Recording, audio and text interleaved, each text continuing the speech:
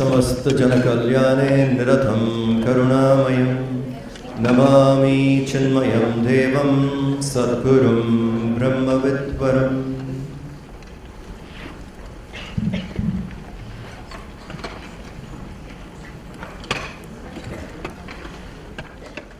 A young man was getting married, and this wedding was taking place in a church.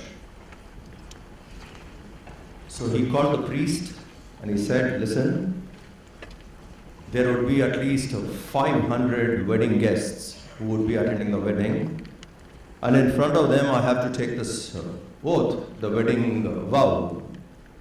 So can we have an understanding that there is one line in the wedding vow I don't want you to utter? So the priest stared at him. He said, what?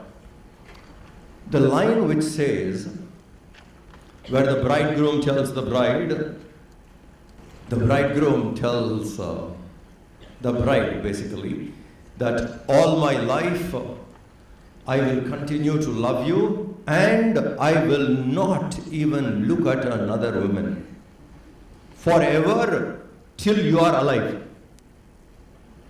So the young man says, this one line you delete. It's a wedding vow. This one line you please don't say. The priest stared at him. He took out 1,000 rupee notes, 5 of them, passed it into his hand. The priest took it. Thank you. And the wedding was about to begin. As the wedding started, where he has to come and take the vow, and the vow went this way. I hereby promise that I would love her all my life. Never ever will I look at anybody, even after her death. And I also promise that every morning I will prepare breakfast and give it to her in the bed when she is still sleeping. This is what the priest said, and 500 people watching, and he has to say. He looked at the priest, and in a very soft, feeble voice, he said, I will do. I will do. So the wedding was over, the rings were exchanged. The man looked at the priest and he said, I thought we had an understanding. He gave back the 5,000 rupee notes back, and he said, she made a better offer.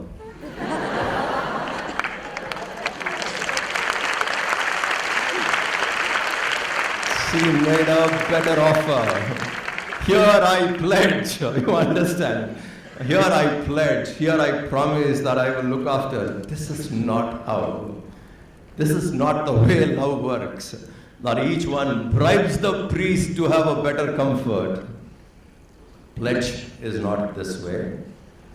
The pledge is, sincerely we feel, this is what I would apply and practice in my life.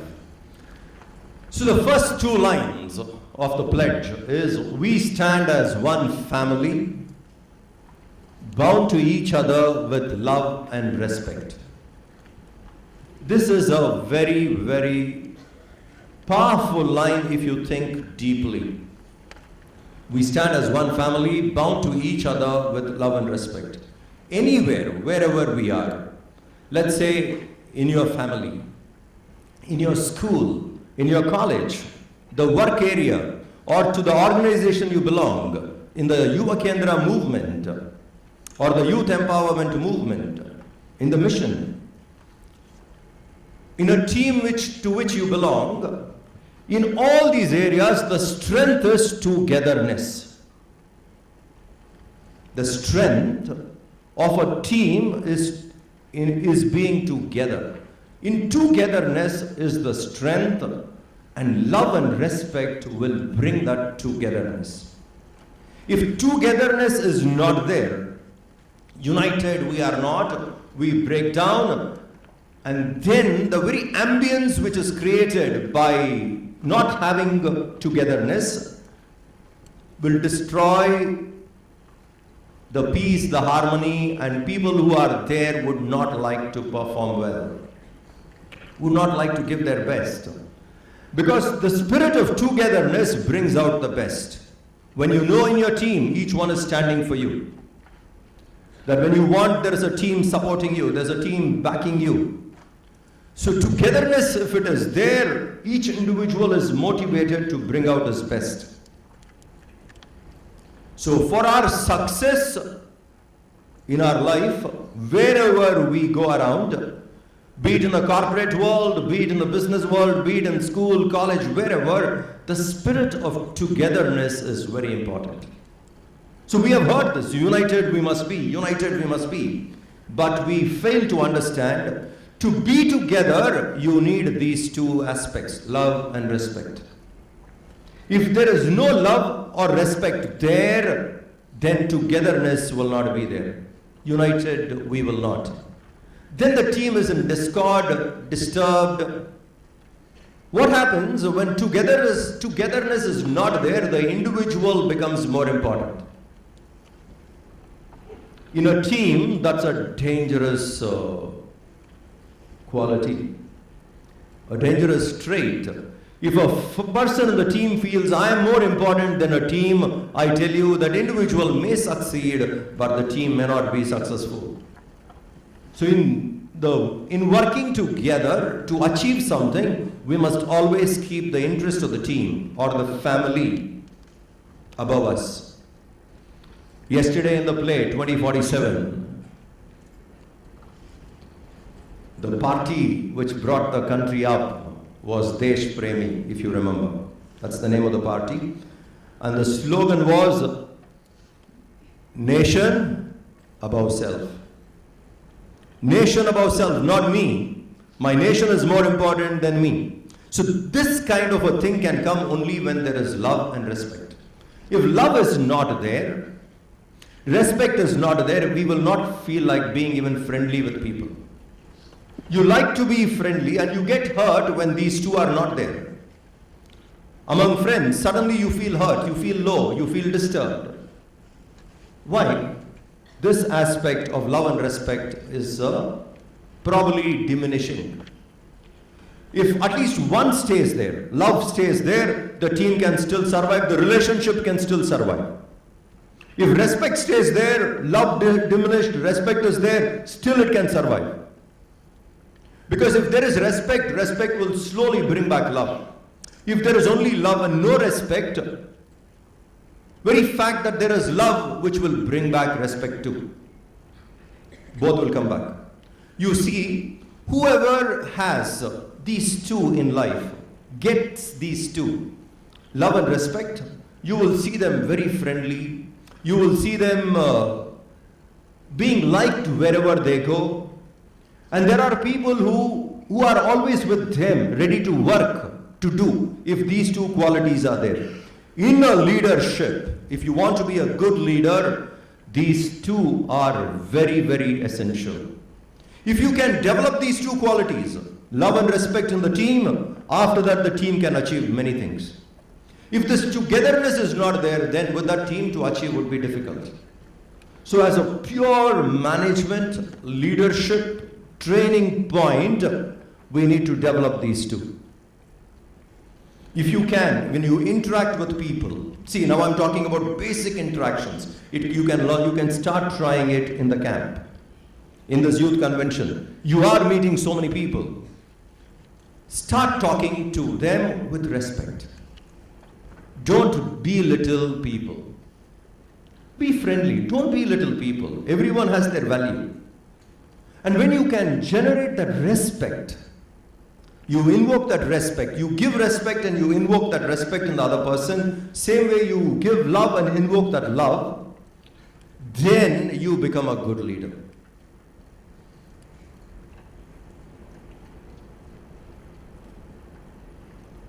For a leader, this is important because if these two values are there, the team comes together. If team is together, only direction matters after that. We can just give the direction to the team and the team will achieve.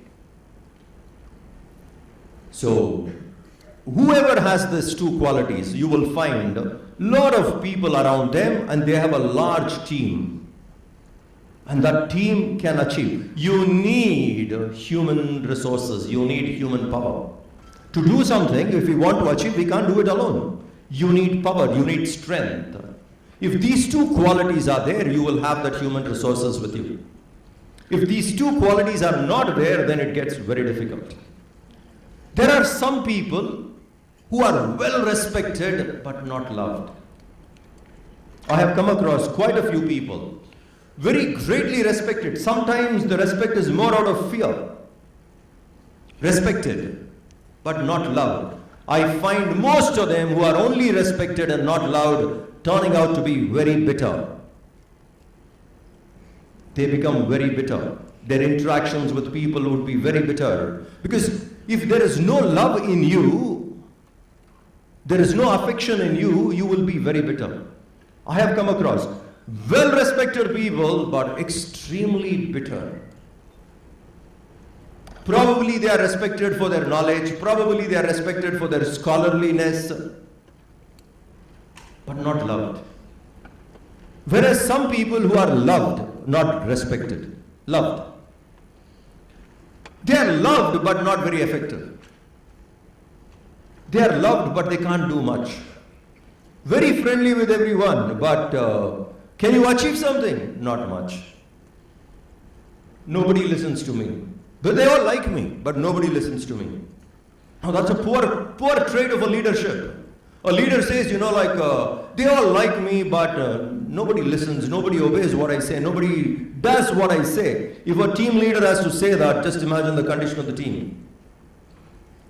So a combination of both are needed.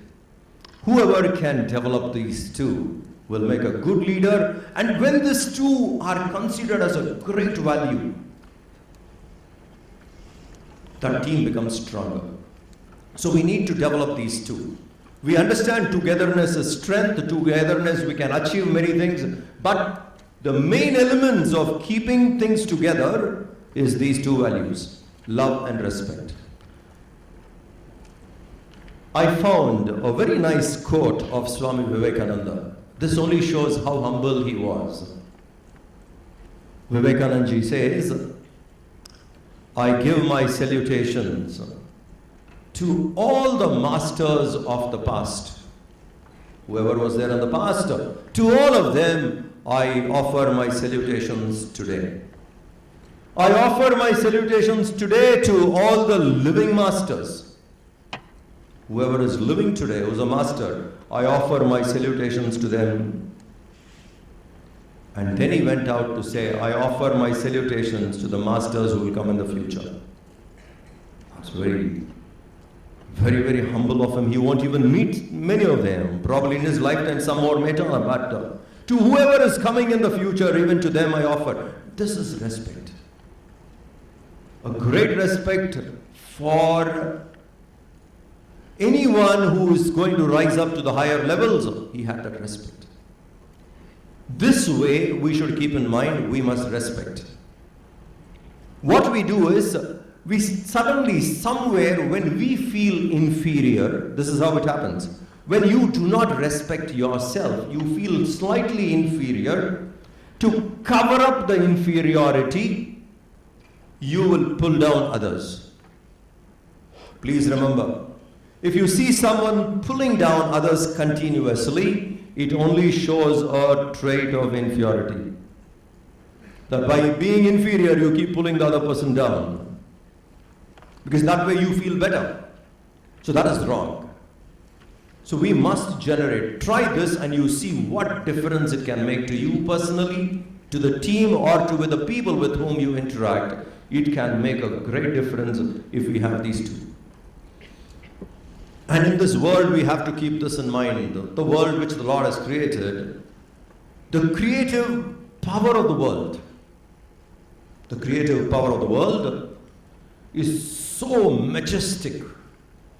Just think how many people the creative power has manifested. Look at the size of the universe, the creative power. So, but the creative power can feel inspired only when it goes on improving itself.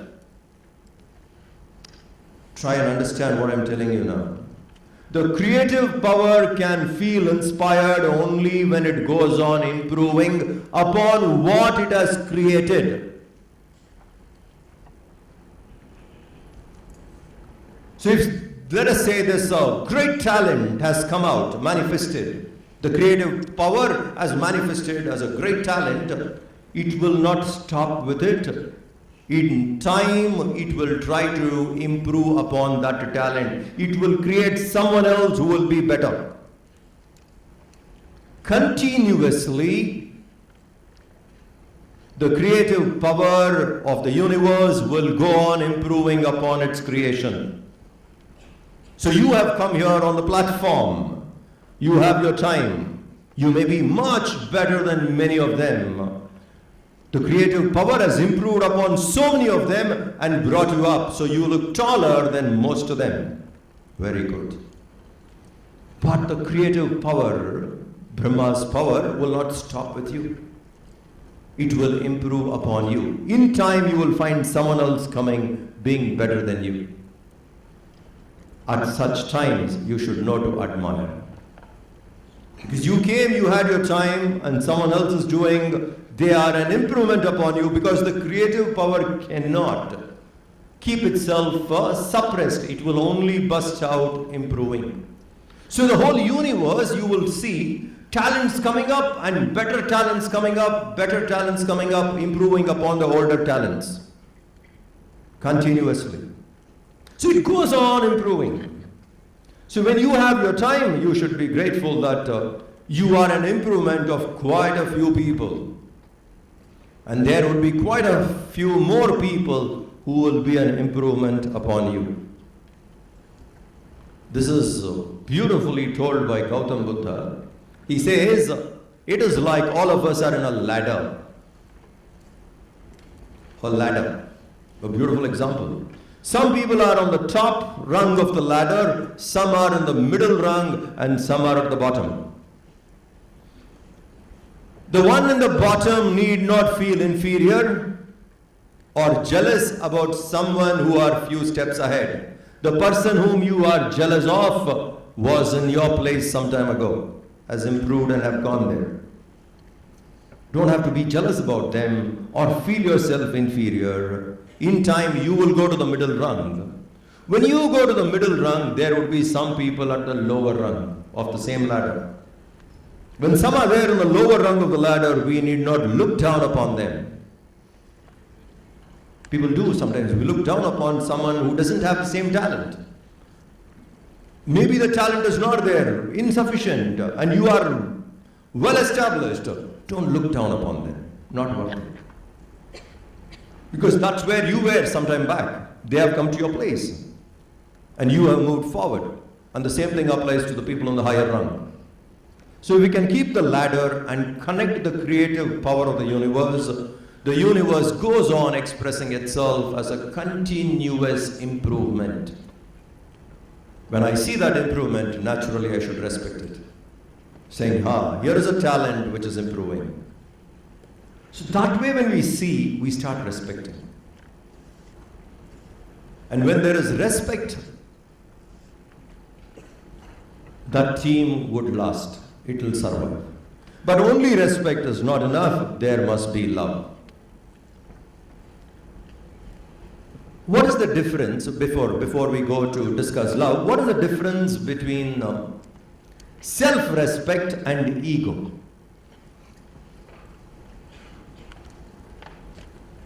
When we say self-respect, what is the difference between self-respect and ego? In ego, pride, we will look down upon others. In self-respect, you respect yourself, but never will you look down on others. Not looking down upon others. So that kind of a respect we should have. If we can generate it, a leader can bring that respect in the team, that team would do wonders. And we also should have love in the team. Our understanding of love is what?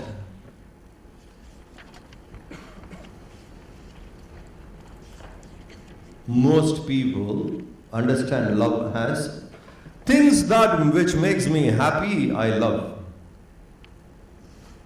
All that which makes me happy, makes me feel good, makes me feel great, I love. So most people love with a reason.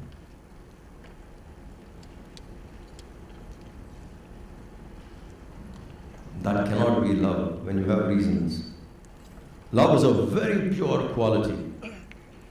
Gurudev says it, and that's again practical, and we should learn to practice it. You have to love in spite of, not because of.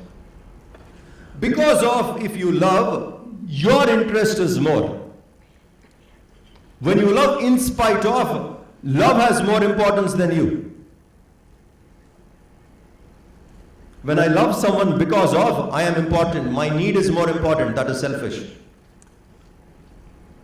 I become very important. When you love someone in spite of, then you are not important there. So many people have reasons today.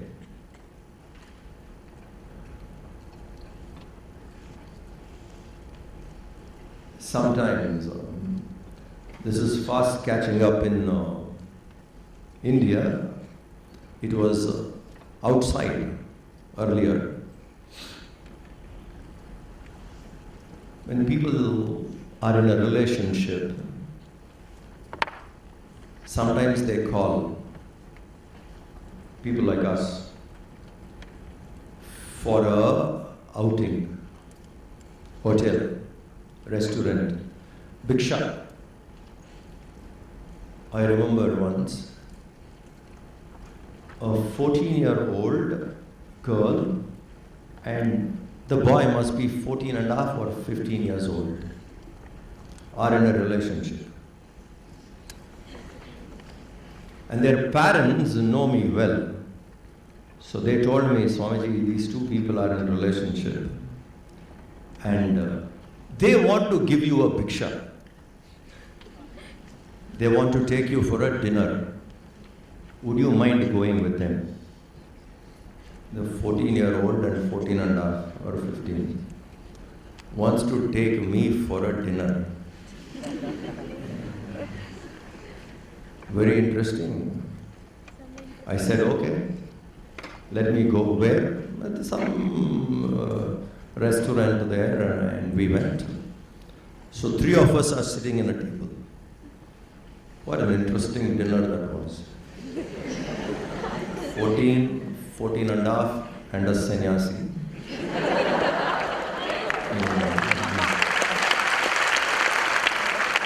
And we had this dinner.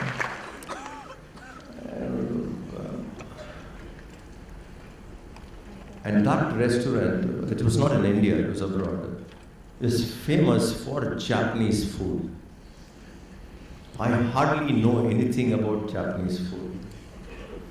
So first I have to tell them,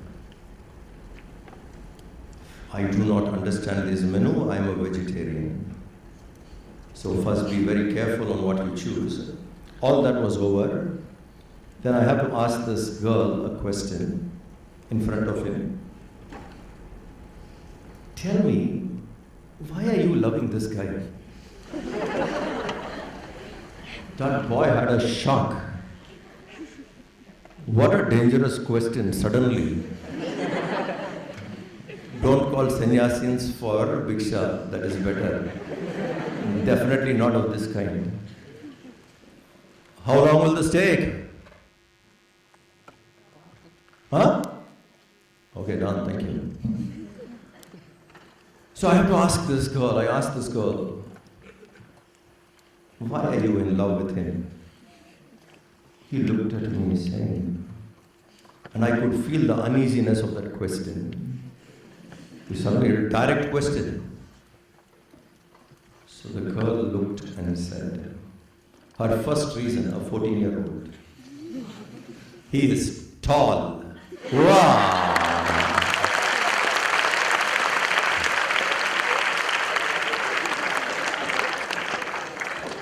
The waiter who came to serve was taller.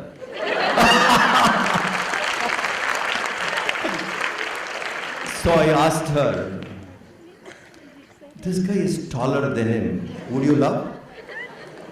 He's taller because you said you're loving him because he's tall. And the other, what happened? The other person is more taller. So if it is height is what you love, you see someone more taller, you should fall in love. Because this is the reason you gave for your love. The waiter was taller. Then, she went on. He's a sportsman. Reasons. And he is this, he's that. You give reasons like this and saying, for these reasons, I love. Then your understanding of love is completely wrong. Because these qualities, if this is what you love, you will come across these qualities more in abundance, everywhere.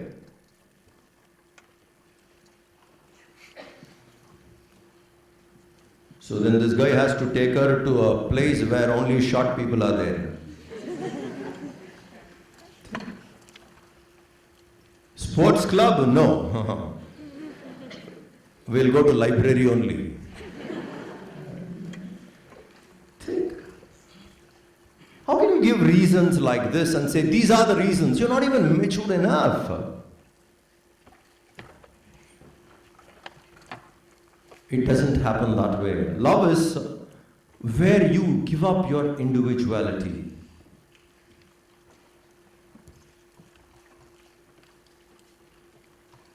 Think. Where a person identifies with the cause more than the personal demands. That's when love becomes good. Otherwise it is selfishness. If a person stops responding the way in which you want, you may not love. So many people love with so much of conditions imposed and they call it love. All those conditions would be extremely selfish. You have to behave like this, you have to be this way, you have to be that way, conditions. To love you need more maturity, to love you need to be selfless. When someone can practice being selfless, now what is the statement? Nation above self. Not the individual, so the team above self. So if we can reduce our selfishness, then love comes. Don't ever mistake attachment for love. In attachment, selfishness dominates. In love, selflessness dominates. Many people mistake attachment to love because their selfishness dominates and they think that is love. No, you should have this wisdom. So the first two lines, we stand as one family, bound to each other with love and respect, is very important. Respect people and be selfless in a relationship. If this we can do, then definitely you will find the team becoming stronger. You will find within the family there is harmony. And harmony within the family is very important. If you are disturbed in your personal life, you cannot even perform well anywhere. Performance, your own talent gets hurt if you are personally disturbed. So the first line is, we stand as one family, bound to each other with love and respect. So respect people, respect talent, be selfless, be affectionate in relationship. There was a thief and was well known for his skills, brilliant in stealing, and it was not easy to catch him. A lot of effort, the king finally managed, set up a trap, and with so much of effort, caught the thief. Put him in jail, in a fort. He was there. And the neighboring king attacked after some time, surrounded the fort. And the neighboring king had a huge army. And the supplies in the fort was getting reduced. And you can't go out because the enemy has surrounded your fort. Your supplies are getting less by the day. After some time, there is no other option but to open the gates. When you open the gate, you attack, the enemy attacks. Sheer more in numbers, the enemy can win over. So at this point of time, a minister came to the king and he said, we have to do something here. Because we open the fort gates, we are lost. Our fort is strong, the enemy cannot attack it. But we can't stay here, our supplies are reducing, the population has to be taken care, something needs to be done quickly, I have a suggestion. Remember we caught this thief? This thief we caught? Let's talk to him. I have a strategy. So the minister of the king met the thief and said, your family, your aged father, your family, your wife, children are all in our custody. You are in prison, but they are with us. I give you an offer. If you do this, I will release you from prison and also set you free and probably induct you into the army, giving you a chance to live life well, giving you a chance to live life better. Would you take this offer? The king offered, the thief said, gladly, yes sir, I will do. What is that I should do? He said, go to the enemy's army in the nightfall. We'll release you out through the back door. In the dark, they will not see you. You go. Somehow enter into the enemy's camp. They have been camping there. Enter there. And I want you to steal. The thief got very happy. He thought he was very good always. He said, steal. Oh yes, tell me what. The enemy king's crown you steal. The thief looked, he said, that's very challenging, but I accept. I can do it. So he went out to the enemy forces into the camp and somehow managed to steal the crown of the enemy king. Brought the crown. So the thief said, would you set me free now? He said, no, the deal is still not over. There's one more assignment you have to do. He said, what? You have to go back and keep this crown again. That's all you have to do.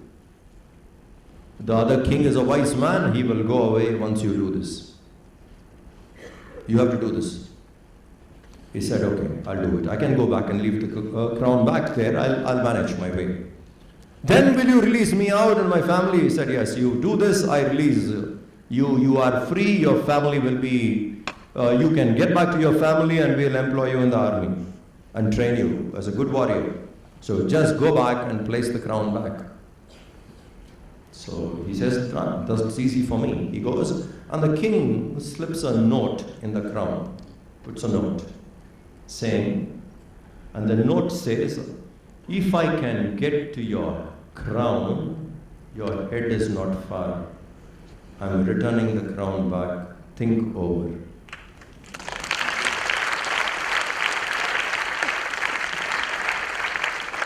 Think over. Next morning, they get up. The enemy king started dispersing with his army, saying, let's go back. Because he said, I can come up to your crown. I could have taken your head if I want.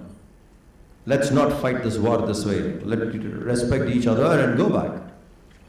Now, what I like is the management policy of the king. He had overall goodness in mind. Avoid bloodshed if possible. And he tried. And this thief who was captive reformed him. Because that was also king's interest, the subject. He has to change. Gave him a future. Respected him as an individual. Whatever be the weak talent, took him along. Used his talent well for a better cause, to avoid bloodshed. Managed. Succeeded. And with a small note, the head would not be far. Because I can have access to your crown, and I not only have access, I can come back and leave it with you. Now this is a quality. A person who has love and respect will have this kind of a leadership quality. Because your interest would be well-being of everyone. Only when you love, you will be interested in well-being of everyone. And when you have respect, you will not look down upon anybody, be it a thief or anyone. You will have the ability to channelize them correctly. So try to practice these two. So 2 points which we have discussed, which you need to practice. Practice of love should be, first start being selfless. In love, individual is not important. Start practicing being selfless. Reduce selfishness, number 1. Respect everybody, whoever it be. Less talent, more talent, respect, because the universe goes on improving. So we respect that way. Try and bring these two. You will find yourself as a great leader. A great person who can handle your family well, you can handle your friends well, your company well, wherever you are. This would be very useful. So the first line of the pledge is, we stand as one family, bound to each other with love and respect. Second point, we serve as an army, courageous and disciplined, ever ready to fight against all low tendencies and false values. We serve as an army, courageous and disciplined. What is courage? There are 3 words here are very important. Courage, discipline, service. We serve as an army, courageous, disciplined, we serve. What is courage?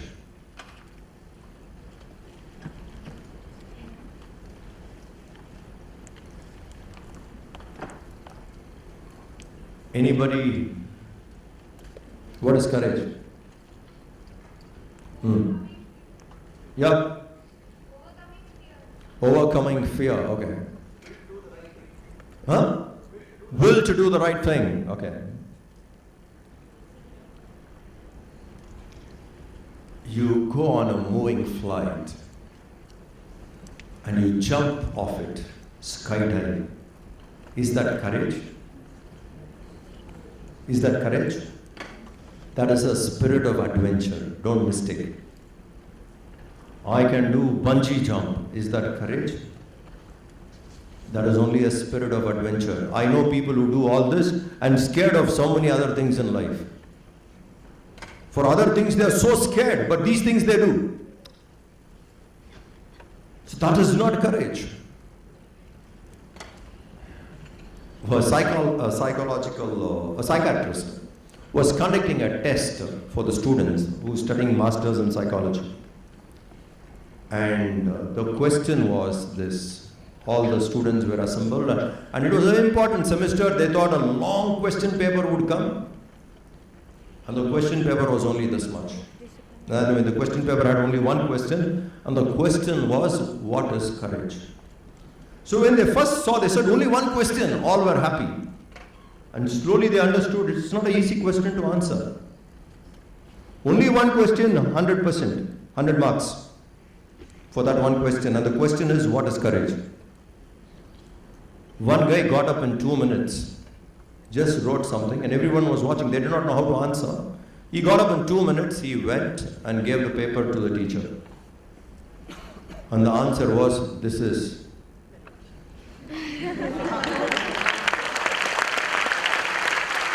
This is.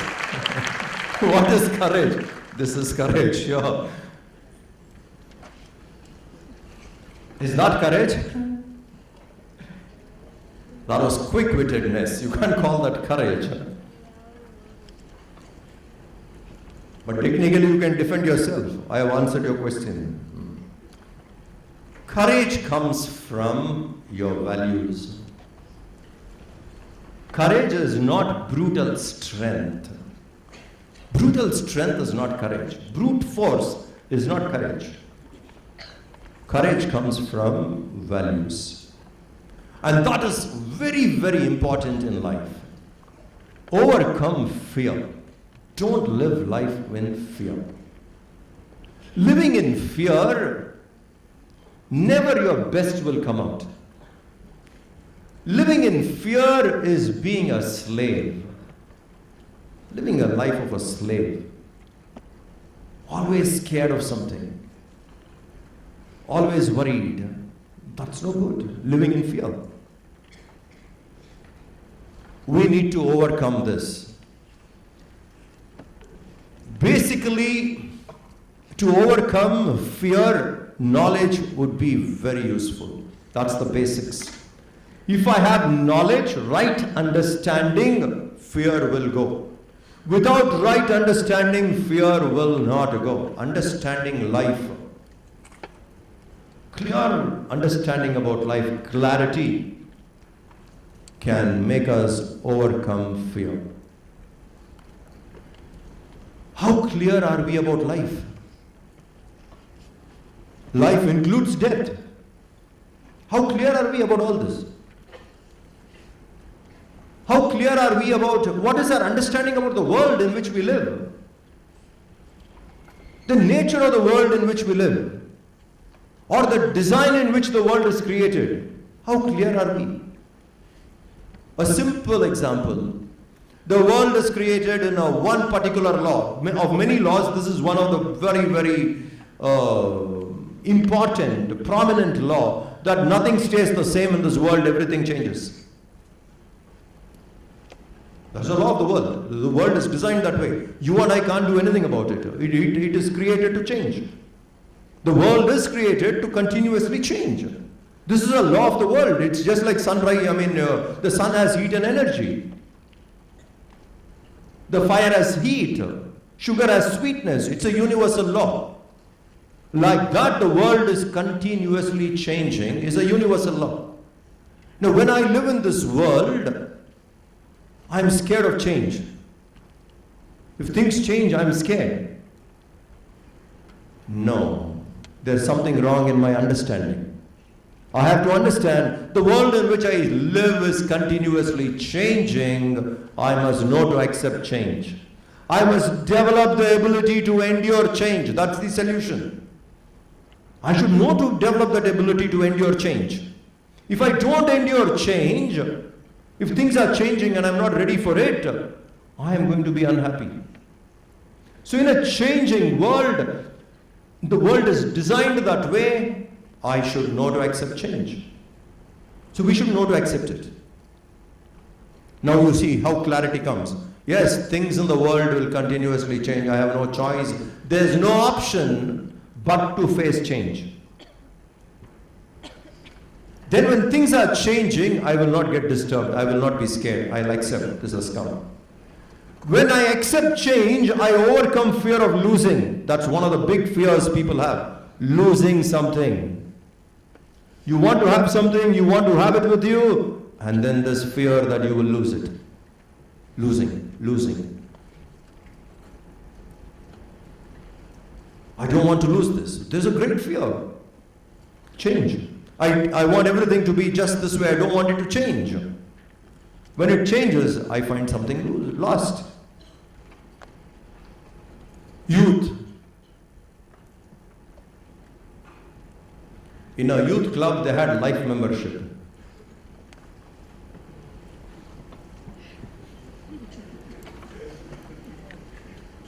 Got it? No, they didn't. Some are still thinking. In a youth club, life membership. When youth itself is not life membership. Youth is a phase of life. You understand? Life membership.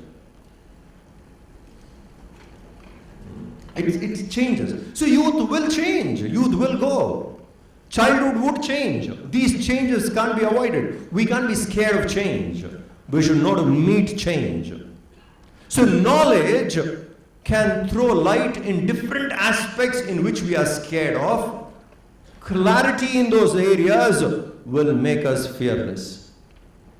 Holding on to certain values will make us fearless.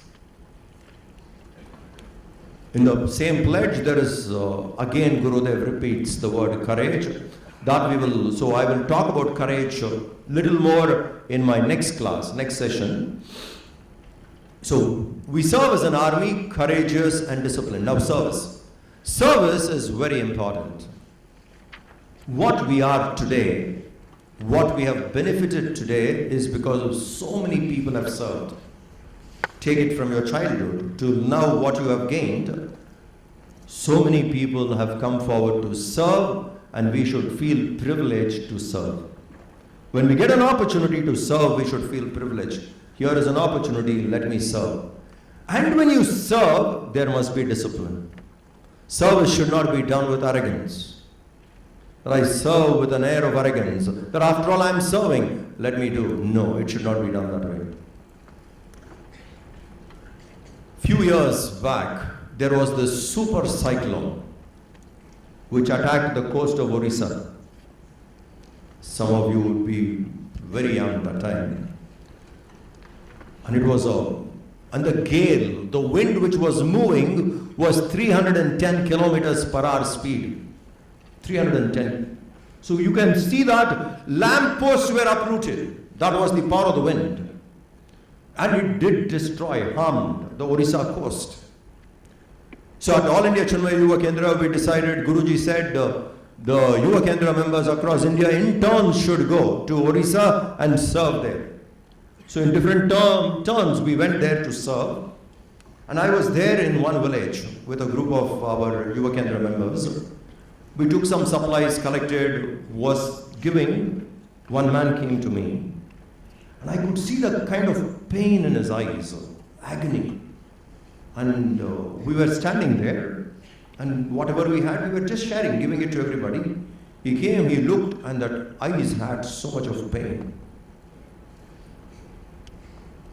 He smiled and he said, "You see what life has reduced me. I was in that side of the counter giving people whatever I can. Today, life has reduced me to be this side of the counter where I am receiving." That day, that incident hurt me so much. In service, we must be humble.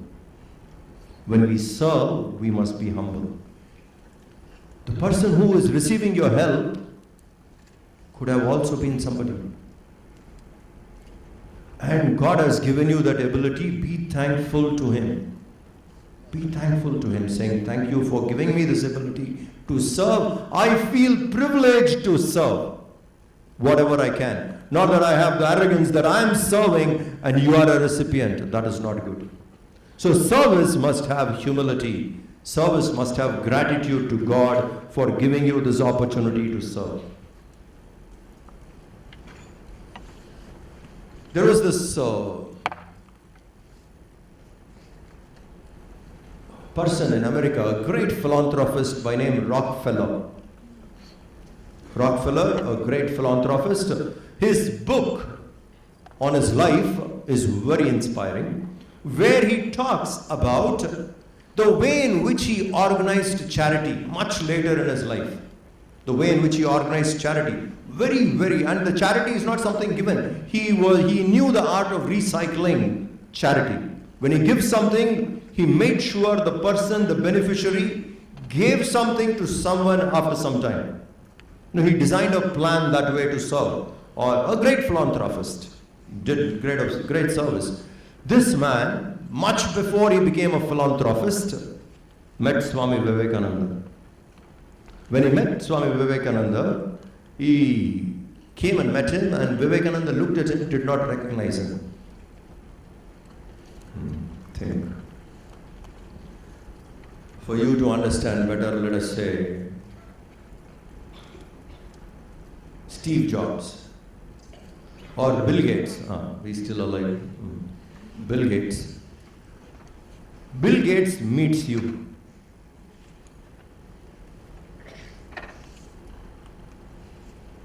And you don't recognize Bill Gates.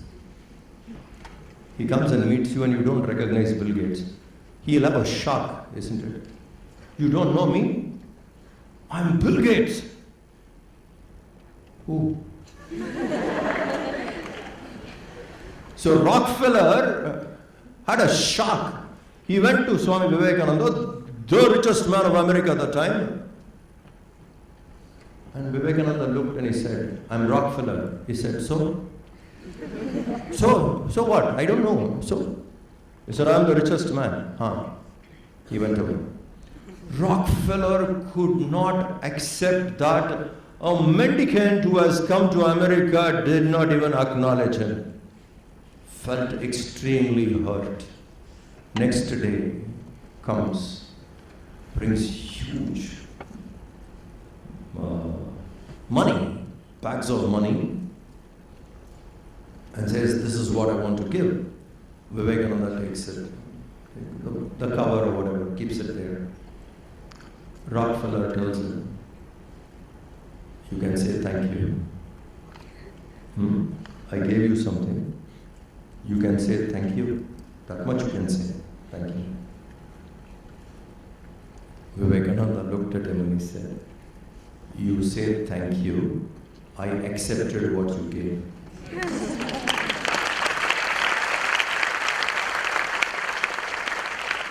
Can you imagine what is Swami Vivekananda?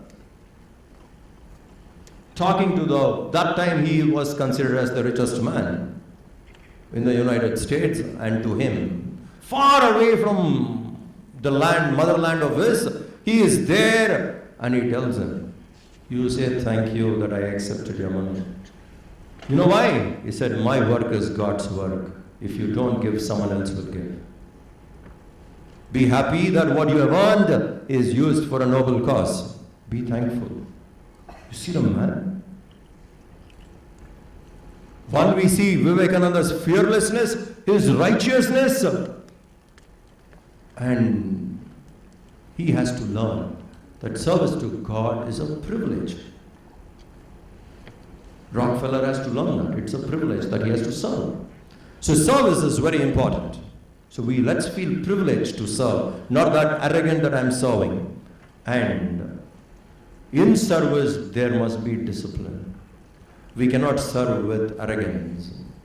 We cannot serve like, let us say, suppose you say, I want to do this and I'll give you my time to do this. And if you give your word, you have to keep up your word. That is discipline. After all, I'm going and giving. I'll give at my time. Let them wait. No. That is arrogance. I am a giver. After all, they are receivers. Let them wait. I will go at my will and fancy. But you only have asked them to come at a particular time. But I'll go at my will. That is arrogance. There must be discipline. In service, if there is no discipline, that service will not last long. Please remember, most of you are part of a service organization. Please keep in mind. In Yuva, Kendra, and the mission we serve. And there must be discipline. Service without discipline is no good. It will not last long. If organizations like Ramakrishna Mission is serving 110, 120 years, it's because they have discipline. If our mission is serving last 60 years now, 60 years and plus, it's because we have discipline. If there is discipline, we serve longer. If there is no discipline, we fail. So we serve as an army, courageous and disciplined, ever ready to fight against all low tendencies and false values within and without us. More of this explanation we will take up tomorrow in the morning class. Today, just as I was coming, I got a message in WhatsApp, which goes well with the first line of the pledge. Quite an interesting observation. I'll just read it out, because it's too lengthy to remember or to memorize and say. And I just saw it. Must read. Okay, that's how it comes. Two men, an American and an Indian, were sitting in a bar and discussing about their family problems, love and respect. Shot after shot, got drunk. The Indian man said to the American, "We have a problem in India. We can't marry the one whom we love. You know, my parents are forcing me to get married to this so-called homely girl from a village whom I haven't even met once. We call this arranged marriage." The Indian is telling the American, "We call this arranged marriage. The village whom I haven't even met once, we call this arranged marriage. I don't want to marry a woman whom I don't love. I told them that openly and now have a lot of family problems. With this village girl, he has a lot of problems." The American said, "Talking about love marriages, you're talking about arranged marriage. Now listen what I have to tell you." The American said, "Talking about love marriages, in America we can marry the one whom we love. There's no that way. We can marry the one whom we love. I'll tell you my story. I married a widow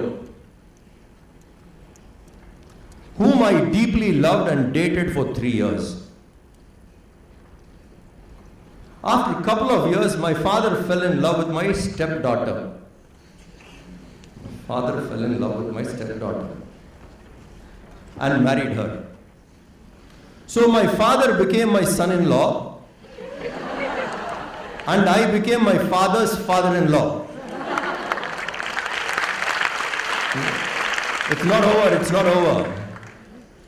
Legally, now my daughter is my mother and my wife, my grandmother. Wonderful. You see that? More problems occurred when I had a son. Now think of the relationship. More problems occurred when I had a son. My son is my father's brother, naturally. And so he is my uncle. So what is your son? My uncle. Situation turned worse when my father had a son.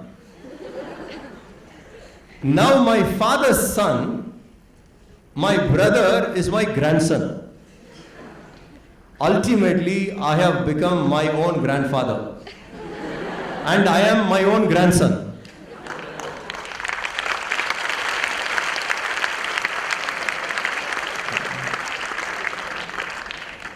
And you say you have family problems? The Indian fainted. Okay. So just as I walked here, all into the corridor it came. I generally leave the phone behind. I said, this is quite fascinating to share. So, what is love and respect? If there are no values, where is love? Where is respect? We can mess otherwise. Okay. More of this we'll take up. We stop now. Om Shanti Shanti Shanti. Hari Om Sri Gurubhyo Namaha. Hari Om.